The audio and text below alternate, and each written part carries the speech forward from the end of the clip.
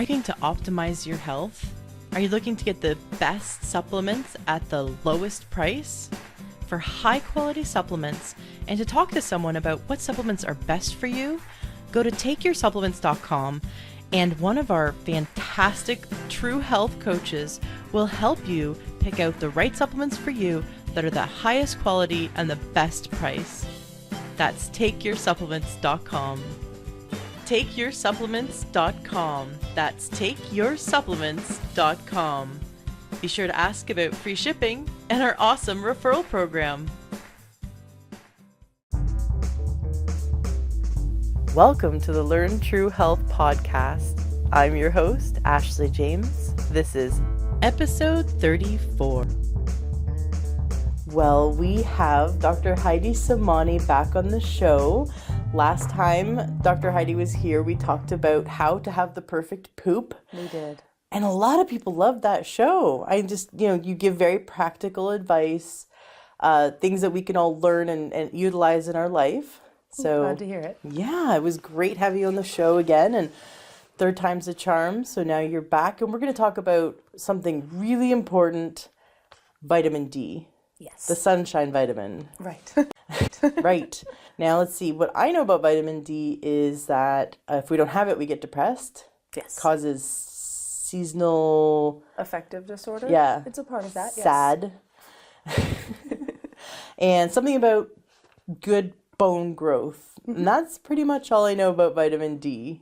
So you're here to fill in the gaps and teach us why we need it, what it is, how to get it. So All right. Take it away, Dr. Heidi. All right. So you're on the right track with why do we need vitamin D? What does it do? Its biggest job, the first thing that we found out about vitamin D was that it's important in calcium absorption. So it allows our guts to absorb calcium and phosphate, and that has a lot to do with bone growth, right?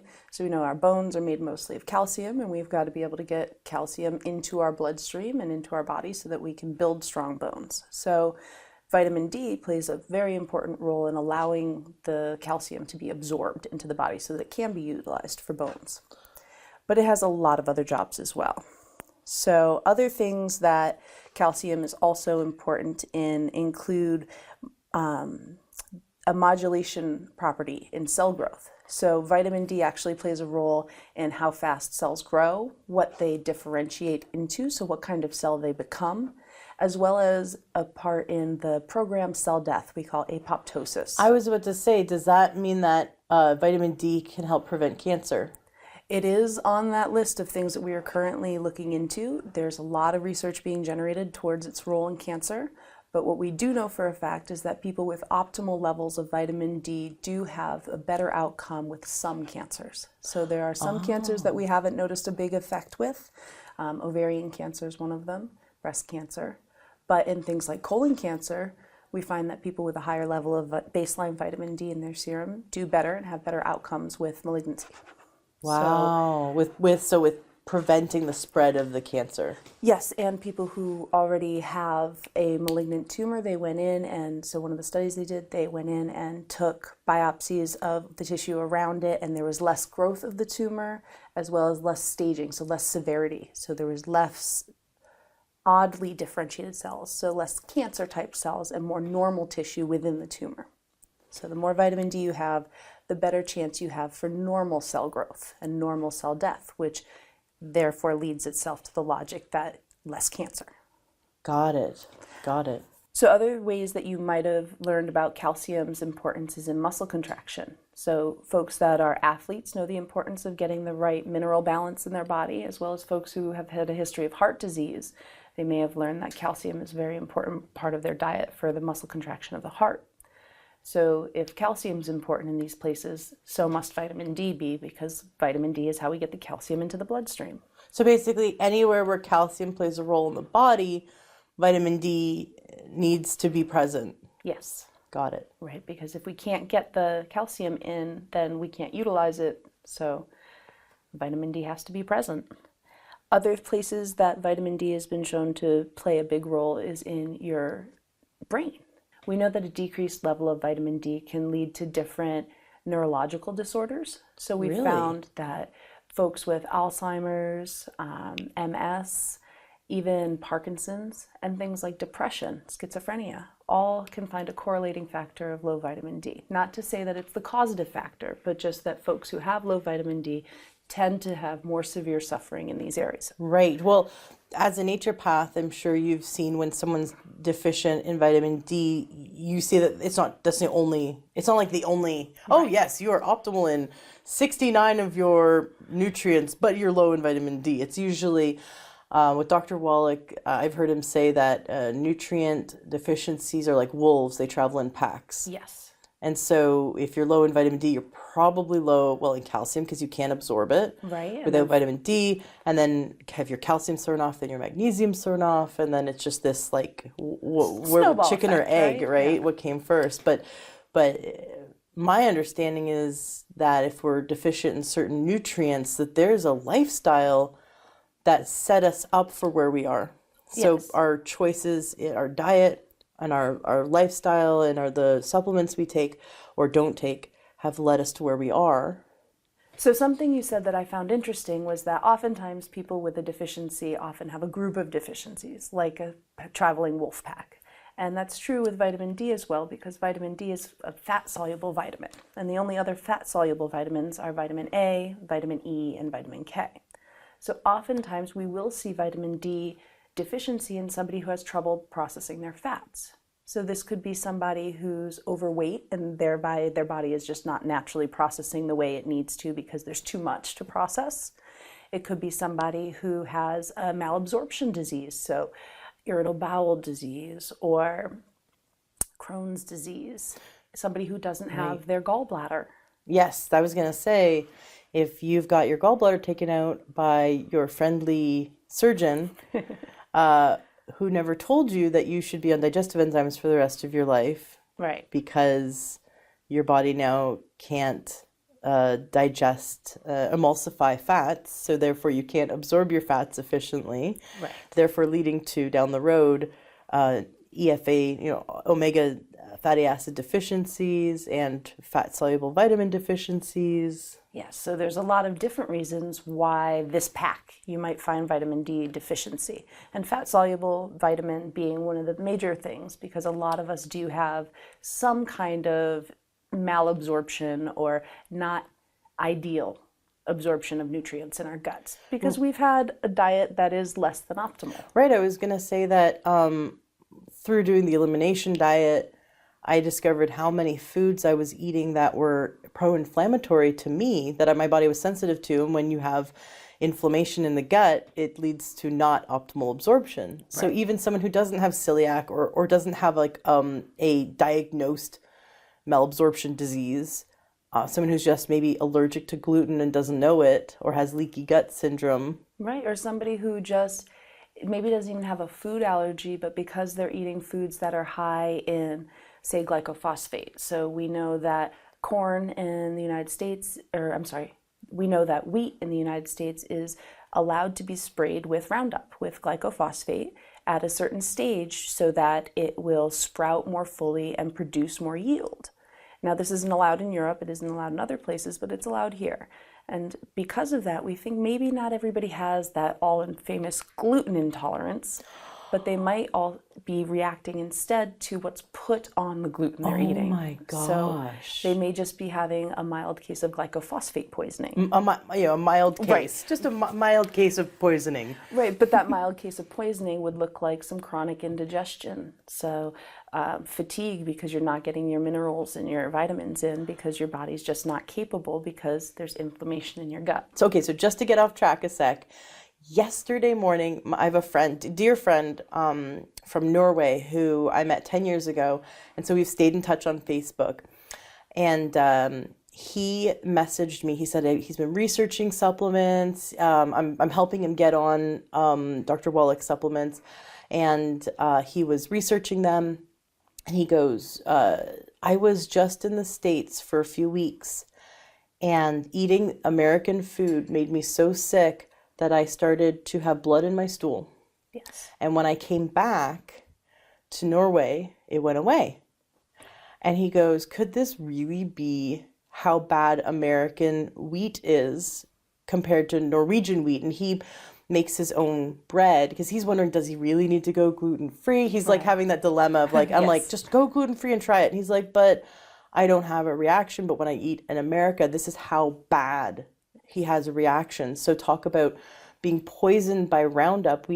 So many people don't think that they're at the grocery store and they go, oh, well, organic costs $2 more. I'm not going to get that. But then they're not thinking, I'm being poisoned by Roundup. Because a lot of us have grown up in an era where we learn that pesticides are good, they're helpful, they, like we say, increase product yield. They allow farmers to make more product, which means we can feed more people. And what we didn't know is that we were part of an experimental generation, that these things, these drugs that we were giving the plants, right? So we're putting these chemicals on plants and into the soil and seeing a wonderful result from it, but not knowing what that would lead to down the road. And while that food still has some nutritional value, it's not poison in and of itself, we have to remember that the way things are grown and the soil that they're grown in is what they're going to carry through to your plate. So if I put something into the soil, now this is done all the time on vineyards and in organic farming, we use different levels of phosphates and calcium, and we go in with different nitrogen levels, and we plant different plants next to each other because they have different resources in soil. And we do this to keep variability, to produce a good, strong plant. And when we found out that we could do the same thing with chemicals, it just seemed cheaper and easier and faster. And like most things that are cheaper, easier, and faster, in the long run, it doesn't serve the greater purpose of keeping you healthy. That was such an interesting little not segue. That was a really interesting side conversation we had about vitamin D going off on. No, because really, people go, well, I get sunlight. Why am I not, hey, I drink my milk. Why don't I have enough vitamin D? Or I take a vitamin D supplement. Why don't I have enough vitamin D? And there's the first level of getting nutrients into your body is digestion. Mm-hmm. Then it's absorption. Right. So your digestive system needs to break it down and absorb it. And people go, well, I don't have any digestive problems. I don't have celiac. Well, just by eating Wonder Bread, you could be causing so much inflammation in your gut, either from gluten or, if you're not gluten sensitive, from the pesticides. We talked about it before about doing an elimination diet or some variation of that to find out what your body's sensitive to. And I highly recommend finding some form of elimination diet or mini fast that you can do for a few days that you're comfortable with, that your doctor agrees with, just to see what it's like when your body's not processing these things. Not to say that it's all poison, if it's not organic, it's horrible for you. That's not what I'm trying to say. It's just that if you give your body a break from it, even just for a few days, I like to see you do it for a few weeks, but even if you just do it for a few days, you often see when you return to those foods, what happens to your body. So you may have thought, I don't have digestive problems, I'm fine, I poop every day. And then you take a break from food for a couple days, you do a little juice cleanse, and you find out that when you start having food again, that you have a lot of gas, you have a lot of belly aches, or you just notice that your pants are tighter because you're bloated. All of these things happen usually beyond our thought because we don't spend a lot of time thinking about what our digestive system is doing and is it behaving optimally.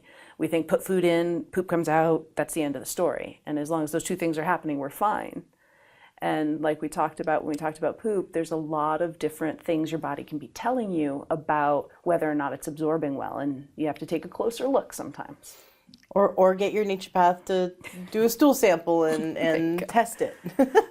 There you go. Right. But yeah, so I totally agree with your challenge to do like a little juice fast, because when I did the elimination diet, I could not believe I can't eat eggs. And I love eggs now, but my body does not like them anymore. And so if I had continued to eat eggs, I'd continue to be having a reaction in my body. And it's just some food that is considered healthy, right? So there's foods like strawberries and you think, oh, this is healthy. But if your body has a sensitivity to it and you're habituated, you don't know. A lot of times I compare it to that time you had a headache and you didn't even notice how bad it was till it was gone. So sometimes like we've made it through the whole day with this headache, and then we wake up the next morning, you're like, oh, I'm a whole new person. I can't believe that headache was so bad. And you remember that pain, but you wouldn't have been so clear on it if you didn't wake up the next morning without it. And I think gut health is very similar. We don't realize the damage that we've done. We don't realize what our baseline is until we take a break from it all and give the system a chance to reset. Now, is this, could you also apply this to vitamin D deficiency versus completely being nutrified in vitamin D? Is it something like when you don't know what it feels like to be completely nutrified in vitamin D until you have it? With general nutrition, you've noticed it yourself that when you remove an inflammation, your body absorbs your nutrition better, you have some more energy. And I think with vitamin D, you may not notice that you're deficient, but I think as long as you have other steps in place towards health where you're eating well and sleeping well, we add in the vitamin D, that may be the thing that makes the difference. But like you said, with naturopaths, we're usually dealing with people who don't come in with just this one little problem. It usually comes with a whole host of problems. And so there's so many corrections to make along the way, like you said, with diet and exercise and everything else, that it's unlikely that just the vitamin D supplementation is going to be the big bang that takes you over to, this was it, this was what I was deficient in.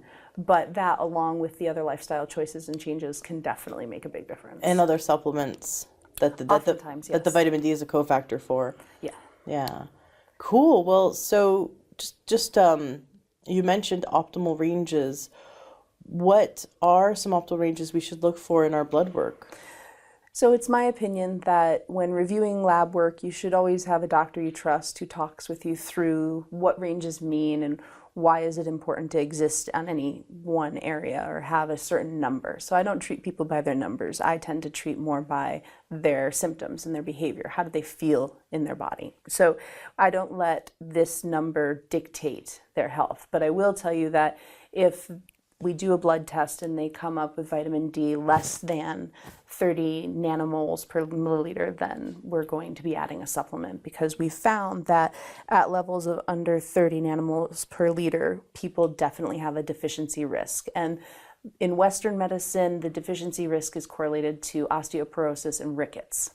So these are things that we haven't seen in a long time in America, because back in the 30s when they were dealing with rickets, they said, what can we do? How do we get rid of it? And they said, vitamin D. Okay, so we started fortifying our milk and some of our cereals and breads with vitamin D to make sure that the general population had adequate numbers. They also, in the US, mandated that infant formula have at least 80 international units of vitamin D per serving.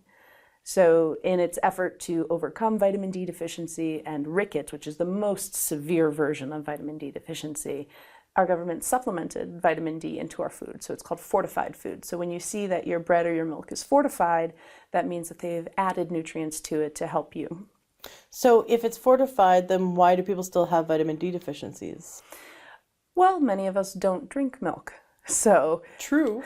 In those cases, you're talking about people who may not have adequate dietary consumption, or the thing you said at the very beginning was the sunlight vitamin, right? We all know that vitamin D and sunshine are correlated. And what it is that our body in our skin will take one of our variations of cholesterol, and under UV light will convert it to the precursor for vitamin D. Wait a second. Are you saying that cholesterol is the building blocks for vitamin D? I am. What? Yes.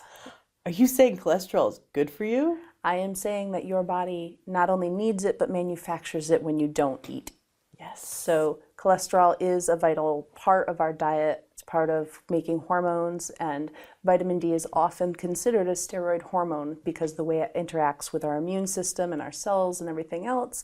So vitamin D coming from cholesterol in our body when it's converted by sunlight. So yes, cholesterol is a very important part of our diet. So if someone's on a statin drug, are you seeing vitamin D deficiencies in people on statin drugs?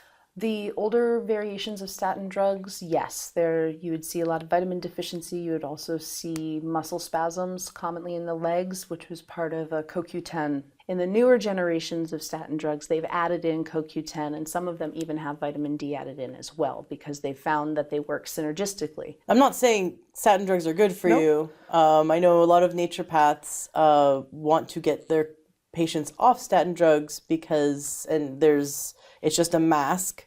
It's not actually helpful. There's a lot of lifestyle changes in diet and nutrition that will help people have healthy levels of cholesterol. So I'm not saying statin drugs are good, but a lot of people are on them. And talk about, you're mentioning how we're the generation of basically the experimental generation. They were using us as guinea pigs for all these great new chemicals they're spraying the farms with. Statin drugs are the same thing. We were one big experiment.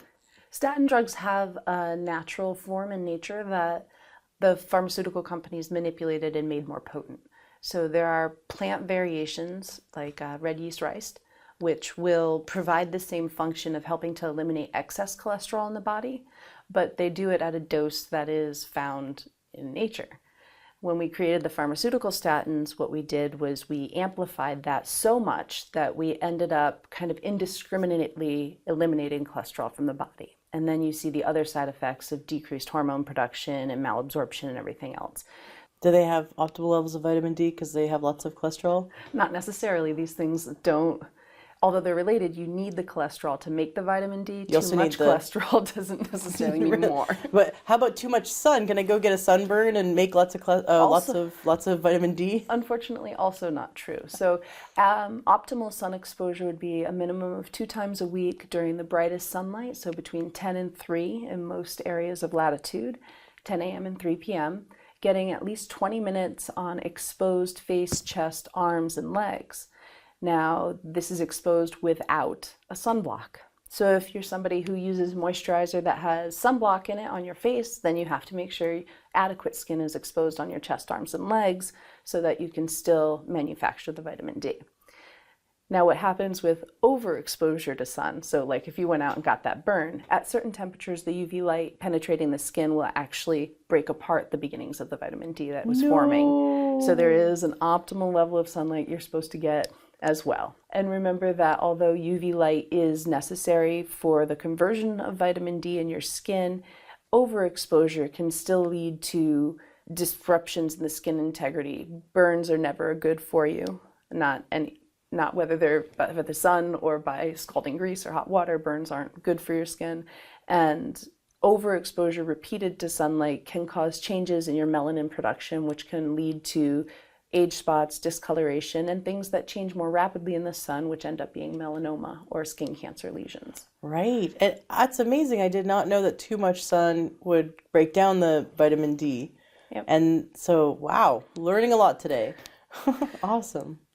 So one of the other things that we said vitamin D was important in was mental health. And there's a lot of anecdotal evidence, especially for those of us who live in the Pacific Northwest, about the role that vitamin D plays in our baseline of happiness. You talked about seasonal affective disorder, which is one of the more common disruptions in our biorhythm that happen here in the Northwest or at higher latitudes. So vitamin D helps to regulate the information that passes between neurons.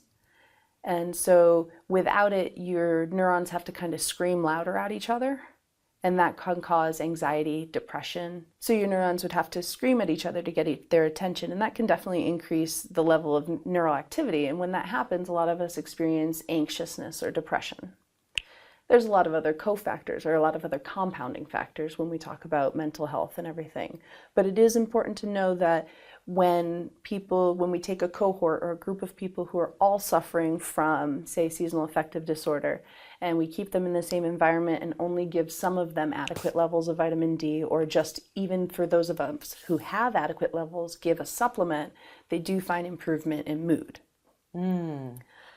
Personally, I mentioned anecdotal evidence for myself. I lived in the Pacific Northwest when I went to medical school, and I found that at the end of 4 years, I was feeling pretty ragged. And I know that's very typical for the workload, but I was also having a lot of trouble maintaining my mood and my emotional stability. I wanted to cry a lot.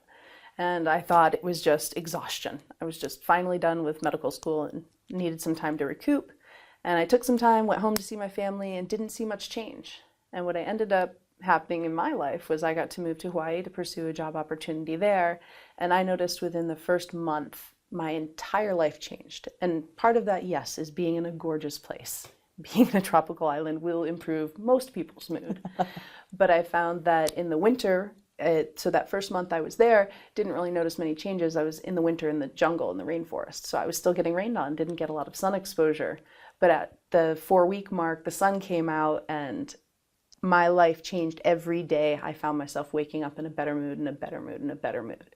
We talked a little bit about optimal levels of vitamin D. I'd had my blood tested before I left for Hawaii as part of my, I'm done with school, let's see exactly how fatigued my system is.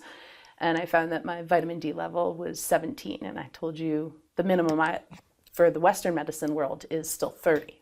So I was below even Western medical standards of what I should have. And when I returned from Hawaii about 4 years later with no supplementation, just sunshine and more exercise, more life outside in nature, my levels were much above optimal. So I made it all the way through to the highest level of the normal range in Western medicine. So it can happen with just sunlight if you have adequate exposure. Unfortunately, most of us work indoors, or we work indoors during the best daylight hours. We don't tend to get outside enough. We don't spend as much time in nature walking about as we should. Right. That's why I want everyone to do earthing. Right? You know, like go find a park or your backyard and put your feet in the grass and get some good sun exposure between, what was it, like 10 and 3? Yeah. Yeah. So 10 a.m. and 3 p.m. is for most latitudes when the sun is at its strongest point. And like I was saying, it's 20 minutes a couple times a week. I'd like to see you go out 5 days a week and get at least 10 minutes on 5 days. And that's like outdoor exposure. That's not like I'm sitting beside my office window. I'm driving to work. I'm getting sunshine through the windshield. No, unfortunately, glass that we use in our buildings and our cars is tempered for UV. So it filters UV light. So we will not get the exposure we need. Although if you roll down the window and get that arm out, you'll get some of it. But you need direct sun exposure. So ideally, like what you were saying with earthing, it's a great concept, and it's something that I think a lot of us who are living a more urban lifestyle are missing out on. You know, Kick your shoes off, get your feet in the grass, take a nice deep breath of something that smells like dirt instead of your cubicle mate's perfume or somebody else's Thai lunch. And breathe good fresh air and feel the sunshine on your skin. I don't know if you've ever noticed, but it's a joke in our house. Fresh baked skin. When you come in from being outside working a little bit, the smell on your skin is different. Like it changes your body chemistry to get sunshine. So yeah, that's true. I'm a big fan. For someone who wants to supplement with vitamin D, and I encourage someone who wants to supplement with vitamin D to make sure they're taking all the nutrients like in a comprehensive supplement, don't just do one vitamin D. But if you were to add a vitamin D, how many international units a day would be appropriate? Okay, so the typical RDA, or the recommended daily allowance for vitamin D, is about 600 international units a day. That's like nothing. Really, it's not. And if you take a multivitamin, you're probably getting that. But if you've gone to your doc and you've got tested and you have kind of lower vitamin D, or you're suffering from an acute lack of sun exposure and you know it, all right? You're one of us locked in front of the computer all day, most days, get outside maybe once a week, then you might be a good candidate. So with your doctor on board, I would choose a vitamin D supplement of around 1,000 IUs for the day-to-day person. If you know you're deficient, you've gone to your doc, you got tested, those levels are under 30, I take some patients as high as 10,000 IU a day. So that's a big range. That's, from 1 to 10,000 international units a day. So it does vary based on the size of the person, the age of the person, skin color. So what happens is, as we age, we absorb vitamin D less effectively. We lose our skin integrity, the UV light doesn't penetrate as well, we don't absorb as much, so we don't make as much. In folks that are of darker skin tones, the more melanin you have, the less UV light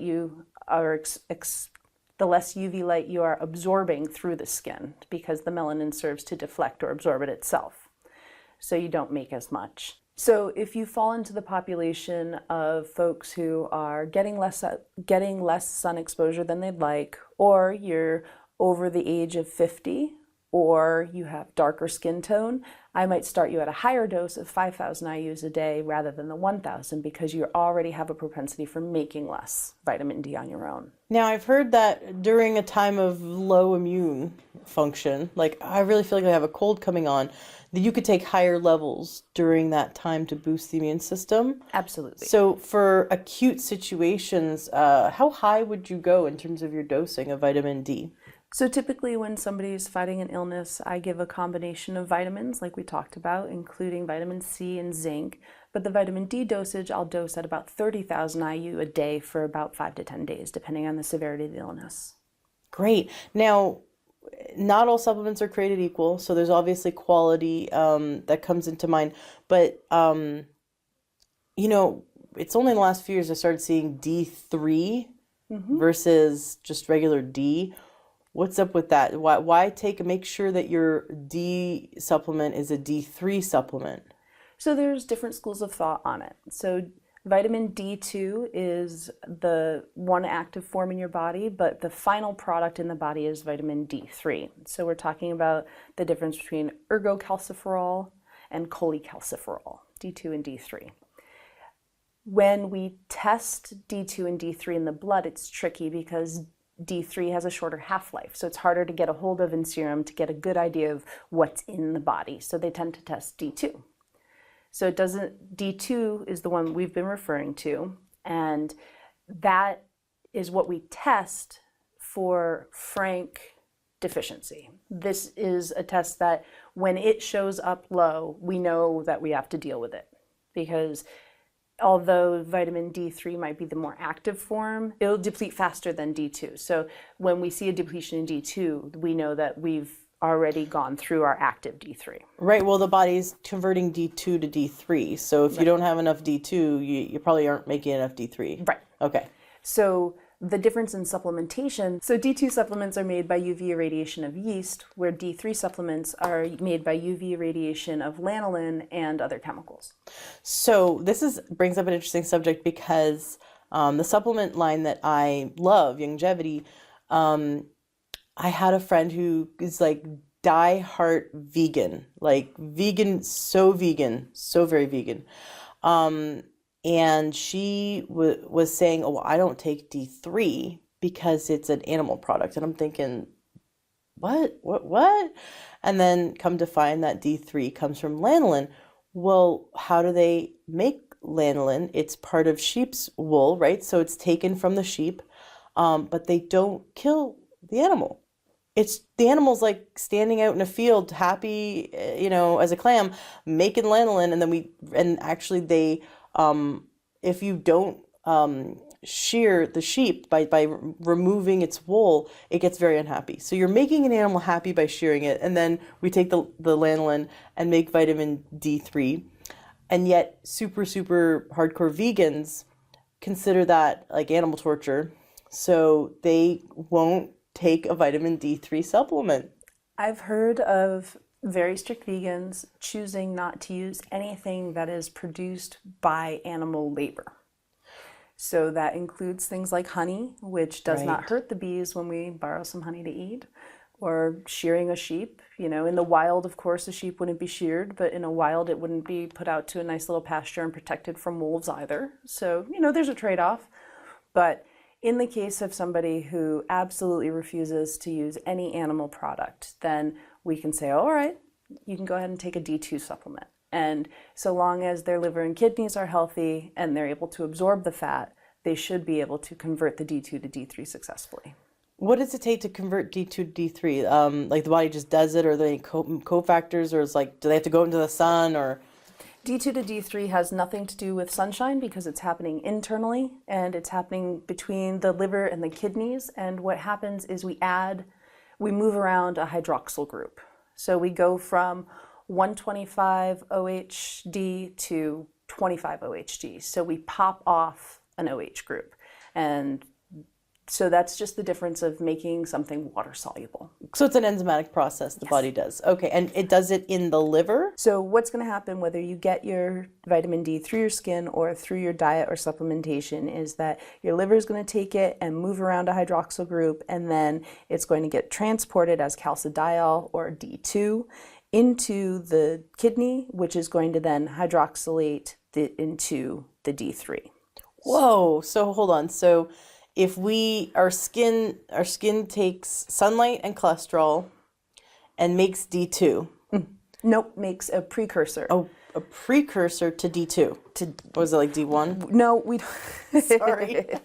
Okay, so when it comes in through our skin, it's converted into a prohormone called calcidiol, which is the D2.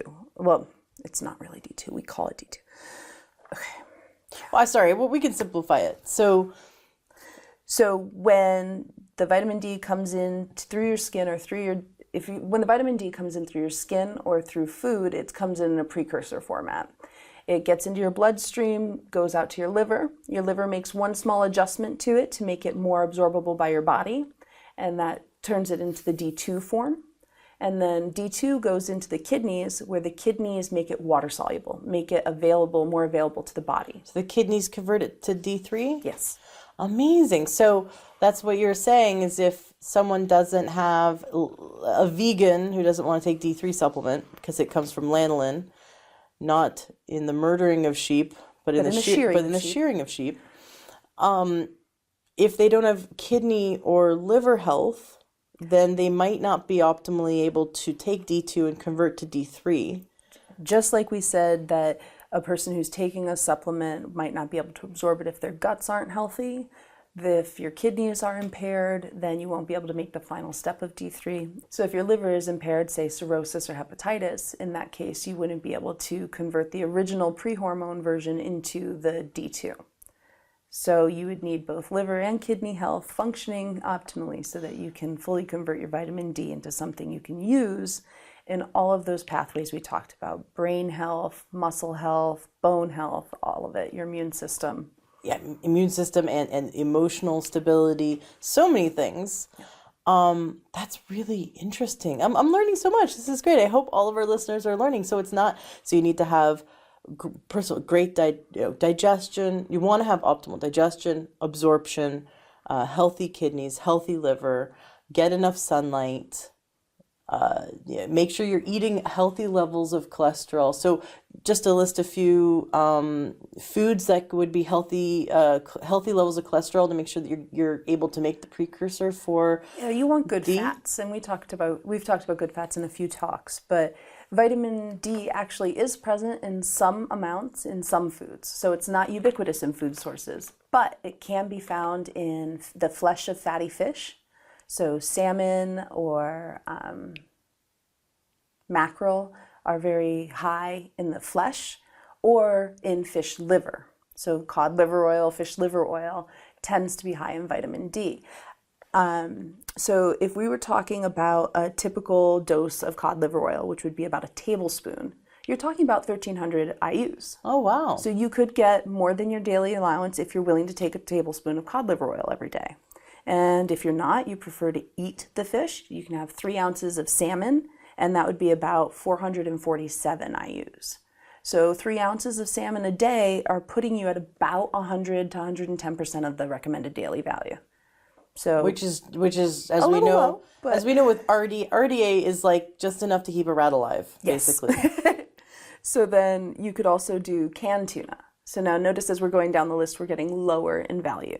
So canned tuna has only about 154 IU. And then we get to that fortified milk that the government's providing for us. We've got 115 IU. The fortified cereal, about 6 IU. Yeah, the rat's dead now. Yes. So if you choose to only get your vitamins and nutrients through your food sources, you would have to eat a significant amount of fatty fish, which then has its own ramifications, especially when you think about heavy metals. Right. Is it factory farmed fish, or is it fresh caught? Or wild. You know what I love about Costco? I just keep coming back to how much I love Costco, is that they will not buy factory farmed salmon. Good. when they sell salmon, because they sell a ton of fresh salmon, they only do wild caught. Like as a company, they're against the factory farmed. I think something amazing that Costco does is Costco reflects very well what its patrons support. So as more people are interested in organic food, they provide more organic foods. Their organic food section's grown huge. They now provide cage-free organic eggs. As people make demands, Costco is very responsive in meeting those demands. They appreciate the profit. And so I think it's a wonderful trend that they're acknowledging that there is a better, more sustainable way to get our fish, and that they support it. And they go out to say, you know what, we're not going to do this the easy way and make the most money. We're going to provide you with something that you're actually asking for. Yeah, Costco's the new Whole Foods. We didn't talk very much about what could happen if you have too much vitamin D. And it's not very common for people to have too much vitamin D in their blood. When it's found that they've been over-supplementing, it's typically how it happens, you'll find kind of a variety of non-specific ailments happen. But things that are specific, that are noticeable by your doctor, would be an increase in calcium in the blood. And when that happens, you have an increased chance of risk for calcifications or hardening of the arteries, the blood vessels, and creating issues with the kidneys. Yeah, kidney stones. Yeah. Sure. And then there's some medications that will affect your body's ability to absorb vitamin D. So if you're on steroids, steroids will naturally decrease calcium absorption, which alters your vitamin D absorption and functionality. Other drugs that are known to interrupt are things that interrupt your fat absorption. So drugs like Ally or the weight loss drugs, I think the Orlistat is what the generic name for it is. So the over-the-counter weight loss drugs that you can get tend to disrupt your ability to digest fat. One of the known side effects that they put on the box is greasy stool. So they actually bind a chemical to the fat so that you poop it out instead. So you have very fatty stool if you choose to eat fat while you take this. But as a consequence, you don't get to absorb your fat-soluble vitamins. Therefore, weight loss drugs often interfere with vitamin D absorption, as do anti-seizure meds. So if you're on Dilantin or a phenobarbital, it increases how much the liver uses the vitamin D. And when the liver is using up the vitamin D, it can make metabolites that are not useful to the body. So when it chooses to use it for the detoxification. So seizure drugs, steroids, and weight loss drugs all will affect your ability to absorb vitamin D. This is why I encourage people to seek out a naturopath. A licensed naturopath that has their licensing through the Naturopathic Physicians Licensing Examining Board, so the NPLEX is the test. NABNE is so the North American Board of Naturopathic Examiners. So that you want to make sure your naturopath has written that exam. So when you say you want people to see a naturopath, I want to encourage them fully to see a naturopathic doctor, but a naturopathic physician, as we are referring to them, is somebody who's passed the board exam that's offered by the North American Board of Naturopathic Examiners. Right. If they haven't attended a 4-year accredited medical school and passed the board exam to practice as a physician, They are not a naturopath. they're not a naturopath and they should not be your primary care physician. Right. There are a lot of people who are very knowledgeable and can serve as health coaches, can have roles in helping out with getting people on top of their nutrition and everything else. But if you're looking for somebody to help guide you in the world of pharmaceuticals as well as transitioning to supplements or herbal formulas, you really do want somebody who's attended a university. And it's very easy to find out. You can go on to the aanp.org and find a physician, and they will only list board-certified physicians in your area. Like Dr. Heidi Semanie. Yes. Who I recommend you see. Thank you, Dr. Heidi Semanie. You have really given us a crash course in vitamin D and why we need it and why it's so important. And so, if people feel like they need more vitamin D, they need to not just take it as a supplement, but they need to look at what I learned from you is that they need to look at lifestyle changes that will help with their absorption of nutrition and with the heal their gut, right? Have gut health. They need to make sure they have healthy kidney and liver. They need to make sure that their food, they're getting enough healthy cholesterol from the food, that they're spending time outside. So there's lifestyle changes, there's dietary changes, there's supplement changes or adjustments to make so that they can have optimal vitamin D levels, so that they can support brain health, they can support this whole amazing anti-cancer, the properties of anti-cancer or the natural prevention the body, utilizes. And I love to say immunoregulation. So helping the immune system figure out what to attack, what to build, and what to destroy. That's awesome. So really it's very important, and it sounds like it's something that manageable, something that we can get a hold of, that we can make some changes to get those vitamin D levels optimal. Yeah, and if you have a question about whether or not your vitamin D status is optimal, it's easy, a blood test. You just go in and ask your doc when they're running your labs every year to please add on the vitamin D, and then you get the information you need before adding supplementation. Excellent. But for most of us, go ahead and throw 1,000 IU in there every day because it's only going to help at that level. Yeah, I take something called a Citra D spray, and I spray it in my mouth, and it's 1,000 international units of spray. So perfect. Yeah, and it tastes good. So also important. Yeah. Well, thank you so much, Dr. Heidi, for being on the show. We're all going to go run outside now in the sunlight. Sounds like a plan. Are you looking to optimize your health? Are you looking to get the best supplements at the lowest price? For high quality supplements and to talk to someone about what supplements are best for you, go to takeyoursupplements.com, and one of our fantastic true health coaches will help you pick out the right supplements for you that are the highest quality and the best price. That's takeyoursupplements.com. takeyoursupplements.com. That's takeyoursupplements.com. Be sure to ask about free shipping and our awesome referral program.